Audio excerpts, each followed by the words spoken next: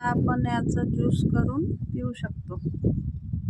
नमस्कार. तर आज आपण बघणार आहोत घरच्या घरी व्हीट ग्रास कसे बनवायचे.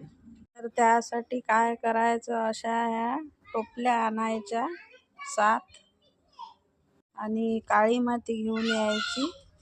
ती काळी माती अशी व्यवस्थित टोपल्यांमध्ये भरून टाकायची आणि आदल्या दिवशी आपल्याला गहू मुरू घालायचे आहे. रात्रभर ते गहू मुरले की मग दुसऱ्या दिवशी आपण ते या काळ्या मातीत पेरायचे आहेत. तर हे जे गहू आहे आपले हे 7 दिवसातच ग्रो होऊन जातात.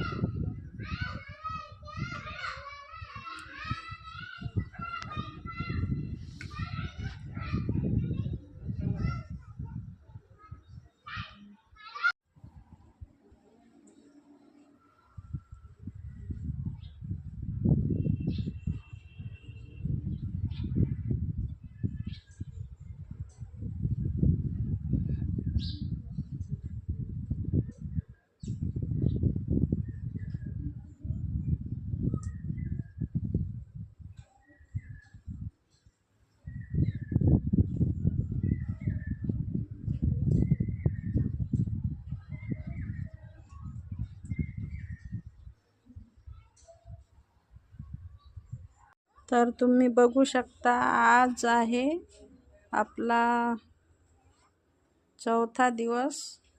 तर यांची वाढ एवढी झालेली आहे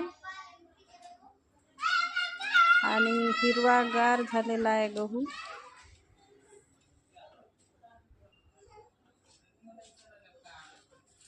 तीन 4 दिवसात एवढी वाढ झालेली आहे. तर बघा, तुम्ही बघू शकता, आज आपला 5वा दिवस आहे. तर बघा याची वाढ किती सुंदर झालेली आहे आणि 5 दिवसात एवढे मोठे मोठे झालेले आहे.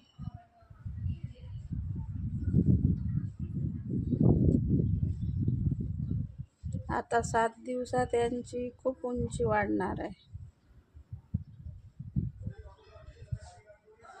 फक्त याला रोज थोडं थोडं पाणी टाकायचं. एक वेळ वाढ झाल्यावर पाणी थोडं थोडं टाकायचं.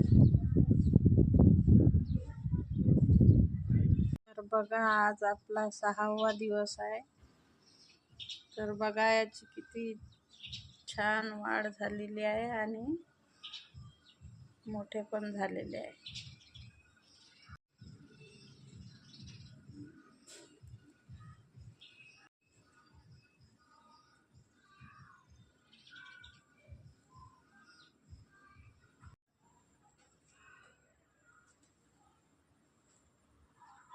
आहे आपला 7वा दिवस. खूप मोठे मोठे झालेले आहे. यांची उंची वाढलेली आहे. व्हीट ग्रास आपलं पूर्ण वाढलेला आहे. तर हा आहे व्हीट ग्रासचा ज्यूस काढलेला आहे आपण. ज्यूस पिल्याने खूप सारे आजार दूर होतात आणि यामध्ये खूप व्हिटॅमिन राहतात. तर हे ज्यूस आपल्या आरोग्यासाठी खूप लाभदायक आहे आणि हे ज्यूस कोणी पण घेऊ शकते. म्हणजे आजारी व्यक्तीला द्यायचं असं काही नाही, कोणी पण पिऊ शकतात हे ज्यूस. ते व्हीट ग्रास कैचीने कापून घ्यायचे आणि त्याला नंतर स्वच्छ धुवून मिक्सरमध्ये थोडंसं त्यामध्ये पाणी टाकून फिरवून घ्यायचं आणि त्याचा असा ज्यूस तयार करून घ्यायचा. तर बघा किती हिरवागार आपला ज्यूस निघालेला आहे आणि याची चव पण चांगली आहे, प्यायला चांगलं लागते. तर तुम्ही कोणी पण हे पिऊ शकता आणि तुम्हाला कोणती पण बिमारी असू द्या किंवा मग हेमोग्लोबिन कमी असेल तरी त्याच्यात हे ज्यूस फार उपयुक्त आहे.